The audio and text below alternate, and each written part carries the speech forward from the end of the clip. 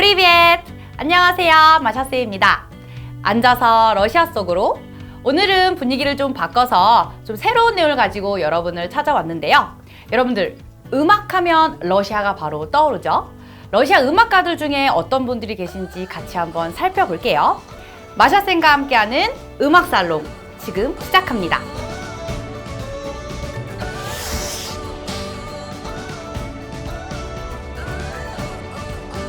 먼저 여러분들이 아주 잘 알고 계시는 차이콥스키에 대해서 한번 알아볼게요.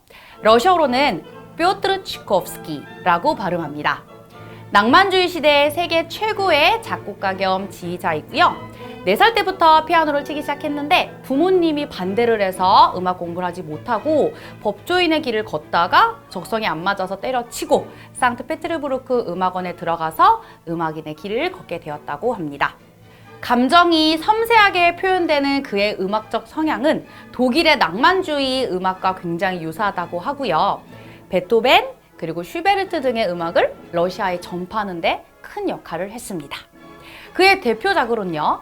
피아노 협주곡 제1번,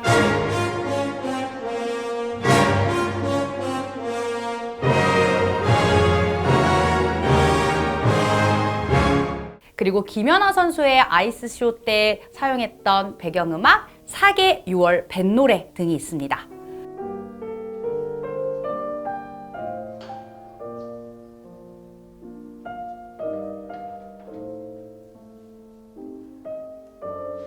이 외에도 여러분들이 잘 알고 계시는 고전 발레 음악 백조의 호수, 잠자는 숲속의 미녀, 호두깎이 인형 등이 있습니다.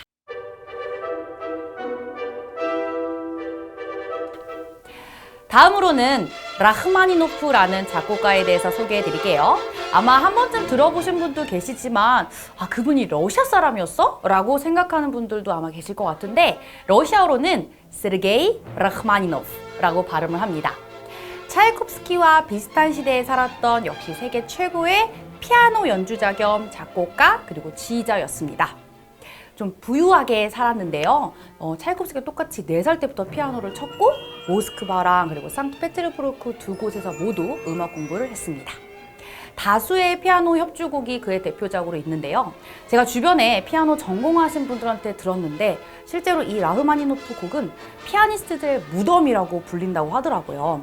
피아니스트들이 혀를 내두를 정도로 너무나 화려하고 다양한 스킬들이 요하는 그런 곡들이 많습니다. 대표곡으로 피아노 협주곡 2번, 3번 등이 있습니다.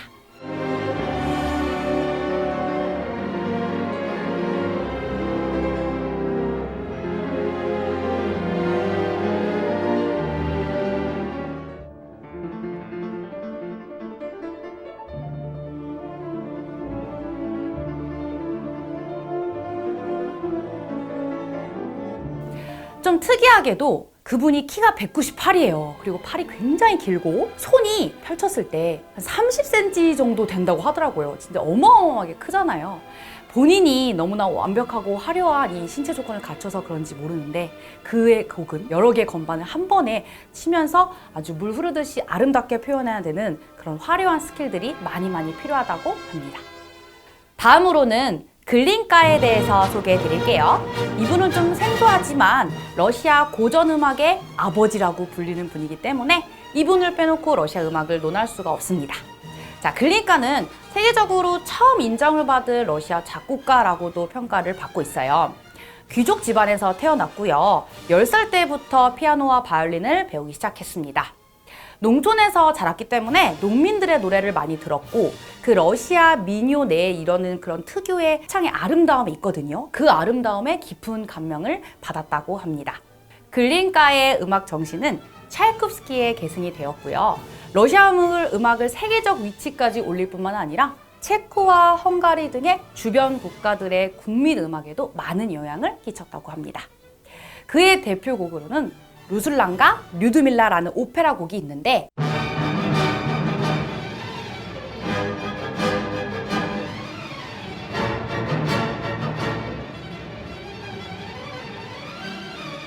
이 곡은 광고나 이런 드라마 같은 데서 많이 나왔던 곡이기 때문에 여러분들이 듣자마자 아, 이 곡이야! 라고 생각을 할 만한 곡입니다. 클래식 음악가 중 마지막으로 쇼스타코비치에 대해서 이야기해 볼게요. 러시아어로는 드미트리 샤스타코비치라고 발음합니다. 소련을 대표하는 아주 최고의 작곡가 중 하나인데요. 다수의 피아노 교향곡과 실내 악곡을 작곡했습니다.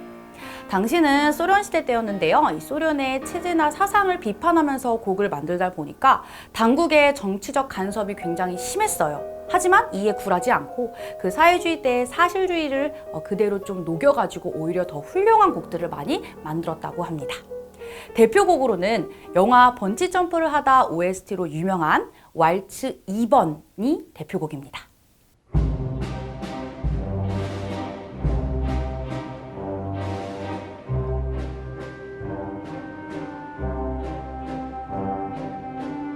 자, 이번에는 현대 시대로 한번 넘어와 볼게요. 먼저 알라 부가초바라는 가수 소개해 드릴 건데요. 굉장히 이름은 좀 생소하죠? 하지만 제가 조금 있다가 여러분들께 놀라운 거 하나 알려드릴 건데요. 그 전에 이분은 1949년생이시고요. 연세가 좀 있으시죠? 이미 50여 년 정도의 경력을 갖춘 러시아의 국민 가수이자 아티스트에 속한 분입니다. 이분이 왜 유명하냐면요. 미워하는 마음 없이 라는 노래 아시죠? 자, 우리나라의 가수 심수봉 씨가 부른 백만송이 장미의 그 원곡을 부르신 가수고요. 실제로 알라 부가초바도 이 곡 때문에 완전 빵 터진 거죠. 러시아에서 많은 인기를 얻고 있다고 합니다. 두 번째로 여러분들이 꼭 기억하셔야 할 가수 빅토르 최입니다. 빅토르 최는 러시아의 가수 유재하 씨라고 불리는 한국계 러시아인 락 가수인데요. 러시아어로는 빅토르 쪼이라고 합니다. 1982년 끼노라는 그룹을 결성해서 혈액형이라는 노래를 발표한 후에 엄청나게 인기를 많이 얻게 되었는데요. 러시아의 그 특유의 우울하면서도 아름다운 선율과 함께 저항적이고 그리고 자유지향적인 분위기를 풍기면서 소비에트 전역의 많은 젊은이들에게 인기를 얻었습니다. 그런데 1990년 젊은 나이죠. 29살 나이에 아주 안타깝게도 의문의 교통사고를 당하셔서 사망을 하였고요. 그 이후에 그 모스크바 예술거리인 아르바트 거리를 비롯해서 까잔이나 키예프, 알마티 등 러시아와 구소련 국가들 여기저기에서 그의 죽음을 추모하는 벽과 거리가 생겼습니다. 그리고 2018년, 우리나라 2019년인데요. 빅토르 최의 이야기를 담은 영화 리에따가 상영되었고 이 영화의 주인공을 한국 배우 유태호 씨가 맡았습니다. 그리고 올해는 빅토르 최의 30주기가 되는 해라서요. 다양한 공연과 행사가 예정되어 있다고 합니다. 그리고 한 가지 더 재밌는 이야기를 해드리자면 올해 러시아 엔테베라는 채널에서 러시아판 복면가와 마스카라는 프로그램이 방영되었습니다. 우리나라처럼 러시아도 굉장히 많은 인기를 얻은 프로그램이 되었고요. 올해 너무 인기가 많아서 내년에 시즌2까지 방영될 예정이라고 합니다. 자, 이 시즌1의 우승자는 바로 카자흐스탄 출신 고려인 가수 아나톨리 최가 되었습니다.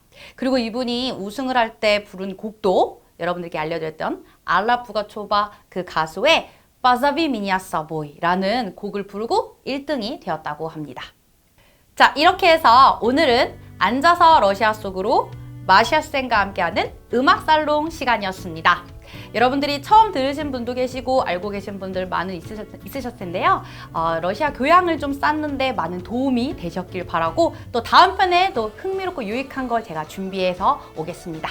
자, 잊지 않았죠? 좋아요, 구독 많이 눌러주시고요. 전 다음 편에 뵐게요. 감사합니다. 빠까!